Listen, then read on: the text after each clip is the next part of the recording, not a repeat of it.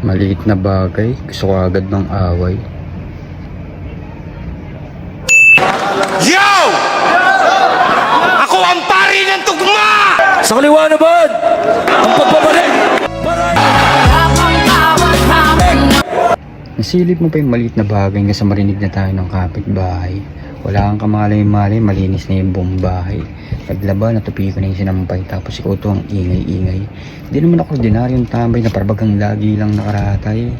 Oo, sa ngayon ako'y tambay, pero huwag mong isipin na pasarap sa buhay. Gawaing bahay sa mga bata gumagabay para ipakita sa iyo yung pag-alalay. Huwag mo namang alisin sa isip mo na ako pa rin dito ang tatay na dapat kakampi mo nanay. Magsalita ka ng malumanay para hindi tayo nag-aaway.